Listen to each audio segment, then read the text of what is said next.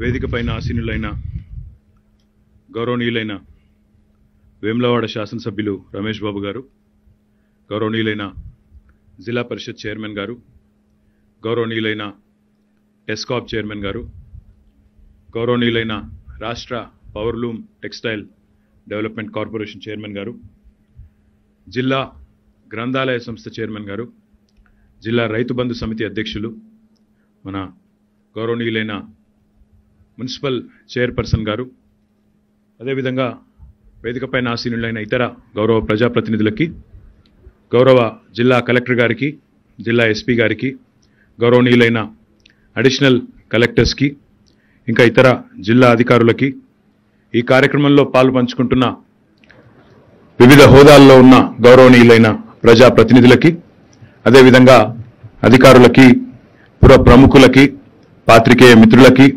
అందరికీ పేరు పేరున తెలంగాణ జాతీయ సమైక్యతా దినోత్సవం సందర్భంగా నా హృదయపూర్వక శుభాకాంక్షలు. చరిత్రలో 1948వ సంవత్సరం సెప్టెంబర్ 17వ తేదీకి ఒక విశిష్టత ఉంది. 74 సంవత్సరాల కిందట ఇదే రోజున మన తెలంగాణ ఆనాటి హైదరాబాద్ సంస్థానం రూపంలో భారతదేశంలో అంతర్భాగంగా మారింది, ఐక్యమయ్యింది. రాచరిక పరిపాలన నుండి ప్రజాస్వామ్య దశలోకి పరివర్తన చెందింది.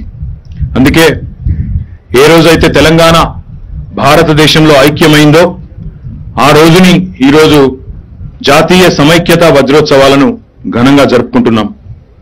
ఇటీవలనే భారత స్వాతంత్ర వజ్రోత్సవ వేడుకలను కూడా దేశంలో బహుశా ఏ రాష్ట్రము నిర్వహించనంత ఘనంగా తెలంగాణలో మనం జరుపుకున్నాం. ప్రజలందరి గుండెల్లో దేశభక్తి భావన పెల్లుబికేలా 15 రోజుల పాటు అపురూపంగా ఈ కార్యక్రమాలన్నిటినీ ప్రజల ఆధ్వర్యంలో రాష్ట్ర ప్రభుత్వం సహకారంతో నిర్వహించుకోవడం జరిగింది. దానికి కొనసాగింపుగానే ఈరోజు జాతీయ సమైక్యత వజ్రోత్సవాలను కూడా నిర్వహించుకుంటున్నాం. భారతదేశంలో ఈరోజు కనిపిస్తున్న పరిపాలనా స్వరూపం మునుపు లేదు. స్వాతంత్రం పొందిన సమయంలో దేశం 2 రకాల పరిపాలనా ప్రాంతాలుగా ఉండేది. బ్రిటిష్ వాళ్ళు ప్రత్యక్షంగా పరిపాలించిన బ్రిటిష్ ఇండియా ఒక భాగమైతే, స్వదేశీ రాజుల పరిపాలనలో ఉన్న సంస్థానాలు రెండవ భాగం. గౌరవనీయులు జాతిపిత మహాత్మా గాంధీ నెలకొల్పిన సామరస్య విలువల వల్ల, జవహర్లాల్ నెహ్రూ కల్పించిన విశ్వాసం వల్ల, మౌలానా అబుల్ కలాం ఆజాద్ పాదుగొల్పిన మతాతీత దేశభక్తి వల్ల, దేశానికి తొలి హోంమంత్రి అయిన సర్దార్ వల్లభాయ్ పటేల్ ప్రదర్శించిన చాకచక్యం వల్ల ఈ సంస్థానాలన్నీ కూడా భారతదేశంలో ఐక్యమైనాయి. నేడు చూస్తున్న భారతదేశం ఆనాటి ఈ ఘటనతో ఆవిష్కృతమైంది. హైదరాబాద్ సంస్థానం భారతదేశంలో ఐక్యమై ఈ రోజుతో 74 సంవత్సరాలు పూర్తయినాయి. 75వ సంవత్సరంలో ప్రవేశిస్తున్నాం. భారతదేశ నిర్మాణంలో తెలంగాణ భాగం పంచుకుంటున్న ఈ రోజుని మనం ఘనంగా జరుపుకోబోతా ఉన్నాం. తెలంగాణ ప్రజాస్వామిక స్వేచ్ఛను పొందడం కోసం ఆనాటి యావత్ సమాజం ఉద్యమించింది. ఆనాటి అపూర్వ ఘట్టాలు జాతి జీవనంలో నిరంతరం సజీవంగా నిలిచిపోయినాయి. నేటి సందర్భంలో ఆనాటి ఉజ్వల ఘట్టాలను, ఆనాడు తెలంగాణ సాయుధ పోరాటంలో పాల్గొన్న వేలాది మంది వీరులను, యోధులను, వారి వెలకట్టలేని త్యాగాలను స్మరించుకోవడం మనందరి బాధ్యత. ఆదివాసీ బిడ్డ యోధుడు కుమ్రం భీం తన అమరత్వంతో చరిత్రను వెలిగించిన దొడ్డి కొమరయ్యలతో పాటు నాటి పోరాటానికి నాయకత్వం వహించిన మహనీయులు రావి నారాయణ రెడ్డి గారు, స్వామి రామానంద తీర్థ గారు, భీమిరెడ్డి నరసింహారెడ్డి గారు, వీర వనిత సాకలి ఐలమ్మ గారు, ప్రజా ఉద్యమానికి సేనాధిపతిగా నిలిచిన ఆరుట్ల రామచంద్రారెడ్డి గారు, ఆరుట్ల కమలాదేవి గారు, బొమ్మగాని ధర్మభిక్షం గౌడ్ గారు, దేవులపల్లి వెంకటేశ్వరరావు గారు, మన జిల్లాకే సంబంధించిన బద్దం ఎల్లారెడ్డి గారు, చెన్నమనేని రాజేశ్వరరావు గారు వంటి ప్రజానేతల త్యాగాలను సగర్వంగా స్మరించుకుందాం. తమ అక్షరాలతో ప్రజల్లో ఉత్తేజాన్ని నెలకొల్పిన సురవరం ప్రతాపరెడ్డి, ప్రజాకవి కాళోజీ, మగ్దుం మొయ్యుద్దీన్, దాశరథి కృష్ణమాచార్య, సుద్దాల హనుమంతు, బండి యాదగిరి, షోయబుల్లా ఖాన్ వంటి సాహితీ మూర్తులకు ఘనమైన నివాళులర్పిద్దాం. జాతీయ సమైక్యత అంటే కేవలం భౌగోళికపరమైన సమైక్యత మాత్రమే కాదు, ప్రజల మధ్యన సమైక్యత, విభిన్న సంస్కృతుల మధ్యన సమైక్యత, దేశం అనుసరిస్తున్న జీవన సూత్రం భిన్నత్వంలో ఏకత్వాన్ని కాపాడడమే నిజమైన దేశభక్తుడు చేసే పని. 75 ఏళ్ల స్వతంత్ర భారతంలో తెలంగాణ ప్రాంతం 60 ఏళ్ల పాటు అస్తిత్వం కోసం ఉద్యమించింది. భూమి కోసం, భుక్తి కోసం, తల్లి తెలంగాణ విముక్తి కోసం ఎన్నో పోరాటాల్లో తెలంగాణ బిడ్డలు అగ్రభాగాన ఉండి తమ పోరాట పటిమను, తమ త్యాగ నిరతిని ప్రదర్శించిన విషయాన్ని కూడా ఈ సందర్భంగా నేను మీకు గుర్తు చేస్తా ఉన్నాను. నేడు స్వరాష్ట్రమై అన్ని రంగాల్లో అద్భుతమైన అభివృద్ధిని, సంక్షేమాన్ని కలగలిపి అనతి కాలంలోనే దేశంలోనే ఒక అగ్రగామి రాష్ట్రంగా తెలంగాణ రూపుదాల్చింది. స్వరాష్ట్ర స్వప్నం సాకారమైన తర్వాత తెలంగాణ ఉద్యమ నేత కేసీఆర్ గారి నాయకత్వంలో ప్రభుత్వం కొలువుదీరిన తర్వాత ఈ ప్రాంతంలోని రైతాంగం ఎదుర్కొంటున్న ప్రధానమైన సాగునీరు, కరెంటు సమస్యలను పరిష్కరించడం జరిగింది. స్వరాష్ట్రంలో ఈరోజు తెలంగాణ రైతులు, తెలంగాణ పౌరులు తలెత్తుకొని సగర్వంగా జీవించేలా చేసిన అనితర సాధ్యమైన కాళేశ్వరం ప్రాజెక్టును కాలంతో పోటీపడుతూ నిర్మాణం చేసి 3 ఏళ్లలోనే పూర్తి చేసిన, తెలంగాణను 1 కోటి ఎకరాల మాగాణంగా తీర్చిదిద్దిన, కరువు కోరల్లో చిక్కుకున్న తెలంగాణను దేశపు ధాన్యాగారంగా మార్చిన అది తెలంగాణ రాష్ట్ర ముఖ్యమంత్రి కేసీఆర్ గారి నాయకత్వం వల్లనే సాధ్యమైందనే విషయం ఈరోజు నిర్ద్వందంగా చెప్పవచ్చు. మెట్ట ప్రాంతంగా ఉన్న జిల్లా రాజన్న సిరిసిల్ల జిల్లాలో కాళేశ్వరం ఎత్తిపోతల పథకం ద్వారా, శ్రీపాద ఎల్లంపల్లి ప్రాజెక్టు ద్వారా 2,52,000 ఎకరాలకు సాగునీరు అందనుంది. రైతులకు పెట్టుబడి సహాయం అందించేందుకు ఉద్దేశించిన రైతు బంధు అనే పథకం స్వతంత్ర భారతదేశ చరిత్రలో ఏ నాయకుడు, ఏ ముఖ్యమంత్రి, ఏ ప్రధానమంత్రి ఆలోచించని విధంగా మన ముఖ్యమంత్రి కేసీఆర్ గారి మదిలో వెలిసిన మానస పుత్రిక ఈ పథకం. దాని ద్వారా ఇప్పటి వరకు మన జిల్లాలో 2,39,000 మంది రైతులకి 1,076 కోట్ల రూపాయలను ఆర్థిక ప్రేరణగా వ్యవసాయానికి అందజేయడం జరిగింది. అదే రాష్ట్ర వ్యాప్తంగా కనుక తీసుకున్నట్టయితే 62 లక్షల మంది రైతు కుటుంబాలకు 58,000 కోట్ల పైచిలకు అందించిన ఏకైక ప్రభుత్వం భారతదేశంలో కేవలం తెలంగాణ ప్రభుత్వం మాత్రమే అనే మాట కూడా ఈ సందర్భంగా నేను మీకు విజ్ఞప్తి చేస్తా ఉన్నాను. అదే మాదిరిగా మన జిల్లాలో రైతులు తాము పండించిన పంటను నిల్వ చేసుకునేందుకు వీలుగా 33 కోట్ల రూపాయలతో 55,000 మెట్రిక్ టన్నుల సామర్థ్యం కలిగిన 14 ఆధునికమైన గోదాములను జిల్లాలో నిర్మించి అందుబాటులోకి తెచ్చాం. రైతు బీమా ద్వారా ప్రపంచంలో ఎక్కడా లేని విధంగా ఎక్కడైనా రైతు సహజ మరణం కానీ లేదా బలవన్మరణం పాలైన కనుక అయితే ఆ కుటుంబం రోడ్డున పడకూడదన్న ఉద్దేశంతో వారిలో ధీమా నింపడానికి ప్రపంచంలో ఎక్కడా లేని విధంగా మన ప్రభుత్వం కేసీఆర్ గారి నాయకత్వంలో తీసుకొచ్చిన పథకం రైతు బీమా. ఆ పథకం ద్వారా ఇప్పటి వరకు మన జిల్లాలో 1,524 మంది రైతు కుటుంబాలకు 76 కోట్ల 20 లక్షల బీమా పరిహారాన్ని చెల్లించడం జరిగింది. శ్రీ రాజరాజేశ్వర జలాశయం కేంద్రంగా మరి ఎన్నడూ సిరిసిల్ల జిల్లాలో ఎవరు ఊహించని విధంగా ఈ ప్రాంతం మొత్తం కలకల్లాడే విధంగా భూగర్భ జలాలని 3 మీటర్ల పైకి తీసుకురావడంతో పాటుగా మరి రాజరాజేశ్వర జలాశయం కేంద్రంగా రాజన్న సిరిసిల్ల జిల్లాలో 2,000 కోట్ల భారీ పెట్టుబడితో 10 నుంచి 15,000 మందికి ప్రత్యక్షంగా పరోక్షంగా ఉపాధినిచ్చేలా మధ్యమానేరులో 367 ఎకరాల విస్తీర్ణంలో దేశంలోనే అతిపెద్ద ఆక్వా హబ్కు ఏర్పాటుకు చర్యలు తీసుకుంటున్నాం. ఆక్వా రంగంలో పేరున్న అమెరికాకు సంబంధించిన ఫిషన్, ఫ్రెష్ టు హోమ్, ఆనంద గ్రూప్, సిపి ఆక్వా గ్రూప్ సంస్థలు ఈ ఆక్వా హబ్లో పెట్టుబడులు పెట్టబోతా ఉన్నాయి. సిరిసిల్ల, వేములవాడ, చొప్పదండి నియోజకవర్గాల పరిధిలో నివసిస్తున్న 3 మున్సిపాలిటీలు సహా జిల్లాలోని మొత్తం 447 ఆవాసాలలో నివసిస్తున్న ప్రజలకు తాగునీరు అందించేందుకు 1,132 కోట్ల రూపాయలతో మిషన్ భగీరథ పథకాన్ని పూర్తి చేయడం జరిగింది. దేశంలోనే తొలిసారిగా ప్రతి ఇంటికి తాగునీరు అందిస్తున్న ఏకైక పెద్ద రాష్ట్రంగా తెలంగాణ తన ప్రత్యేకతను చాటుకున్నది. తెలంగాణ సాధించిన ఈ విజయంతో ప్రేరణ పొందిన కేంద్ర ప్రభుత్వం హర్ ఘర్ కో జల్ అనే కార్యక్రమాన్ని కూడా తీసుకోవడం తెలంగాణ ప్రజలుగా మనందరం కూడా గర్వించదగ్గ విషయం అని చెప్పి కూడా ఈ సందర్భంగా నేను మీకు విజ్ఞప్తి చేస్తా ఉన్నాను. మన రాజన్న సిరిసిల్ల జిల్లాలో ఇప్పటివరకు 3500 డబుల్ బెడ్రూమ్ ఇళ్ల నిర్మాణాన్ని పూర్తి చేయడం జరిగింది.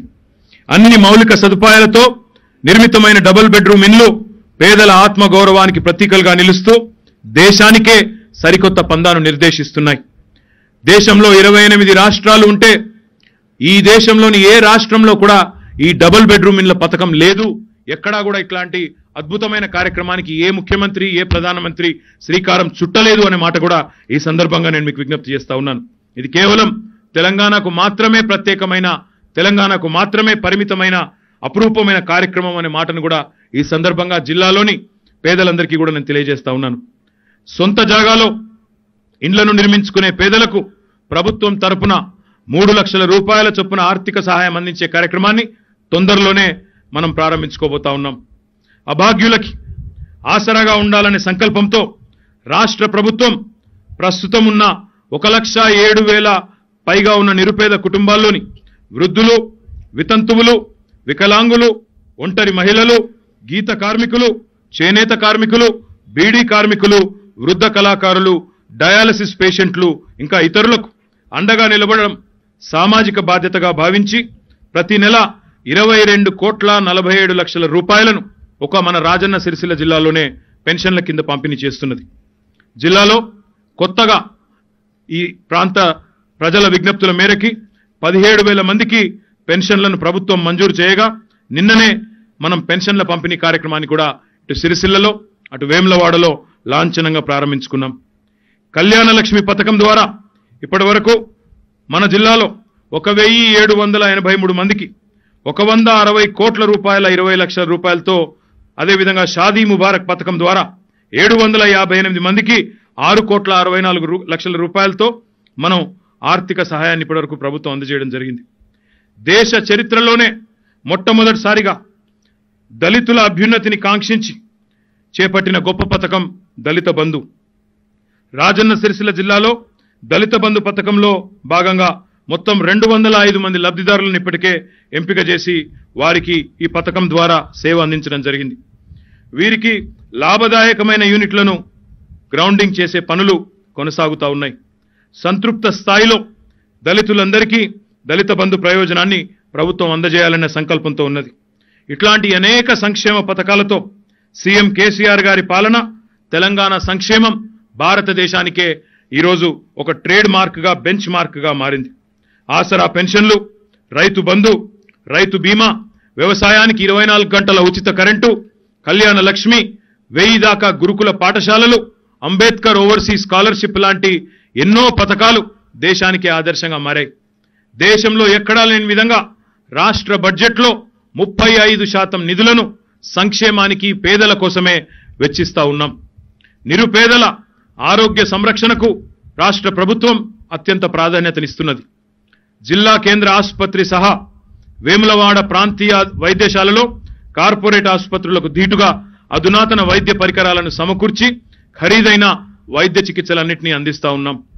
ఇటీవల ఇప్పుడే పుట్టిన నవజాత శిశువుల కొరకు ప్రత్యేకంగా NBCU వార్డును, రేడియాలజీ విభాగం నందు CT స్కాన్, సియాన్, digital X-ray, ultrasound machine, 2D ఎకోలను కూడా మరి ప్రజలకు అందుబాటులోకి తెచ్చాం. Dedicated paediatric care unit, sick newborn care unit ని కూడా ఇటీవలే అందుబాటులోకి తెచ్చాం. వేములవాడలో అన్ని సదుపాయాలతో కూడిన అధునాతన ప్రాంతీయ ఆసుపత్రి భవనాన్ని ప్రారంభించుకున్నాం. అలాగే మన రాజన్న సిరిసిల్ల జిల్లాకు ముఖ్యమంత్రి గారు ప్రత్యేకమైన ప్రేమతో ఒక మెడికల్ కళాశాలను కూడా మంజూరు చేసినందుకు వారికి హృదయపూర్వకంగా జిల్లా ప్రజల తరపున నేను ధన్యవాదాలు తెలియజేస్తా ఉన్నాను. భారతదేశంలోనే మొట్టమొదటిసారిగా మన రాష్ట్రంలోని ప్రజలందరి ఆరోగ్య సంక్షేమాన్ని దృష్టిలో పెట్టుకొని రాష్ట్ర ప్రభుత్వం చేపట్టిన కార్యక్రమం ఎలక్ట్రానిక్ హెల్త్ ప్రొఫైల్. ఈ కార్యక్రమంలో భాగంగా జిల్లాలో 18 సంవత్సరాలు నిండిన ప్రతి ఒక్కరి ఆరోగ్య వివరాలను అరిచేతిలో ఉండే విధంగా ఆరోగ్య పరీక్షలు నిర్వహించి ఆయా పరీక్షల వివరాలను డిజిటల్ హెల్త్ ప్రొఫైల్ కార్డు రూపంలో అందజేయడం ఈ కార్యక్రమం యొక్క ముఖ్య ఉద్దేశం. ములుగు జిల్లాతో పాటు మన రాజన్న సిరిసిల్ల జిల్లాలో కూడా ఈ కార్యక్రమాన్ని మరి పూర్తి చేసుకున్నాం. త్వరలోనే ప్రజలకి ఈ డిజిటల్ హెల్త్ కార్డులు కూడా అందజేయనున్నాం. కష్టే ఫలి అని విశ్వసించే నేత కార్మికుల జీవితాల్లో వెలుగులు నింపేందుకు వారి సంక్షేమానికి రాష్ట్ర ప్రభుత్వం ప్రత్యేక ప్రాధాన్యతనిస్తున్నది.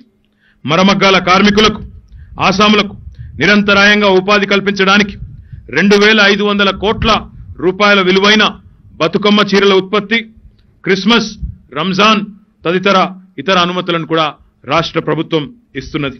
అదేవిధంగా స్కూల్ యూనిఫామ్లు, అంగన్వాడీ, అదేవిధంగా మన ఇతర అవసరాల కోసం ప్రభుత్వం నియోగిస్తున్న వస్త్రోత్పత్తిలో కూడా మరి మన రాజన్న సిరిసిల్ల జిల్లాలోని 15,000 పైచిలుకు కార్మికులు నెలకు ఒక్కొక్కరు 16,000కు తగ్గకుండా వేతనాన్ని పొందుతా ఉన్నారు.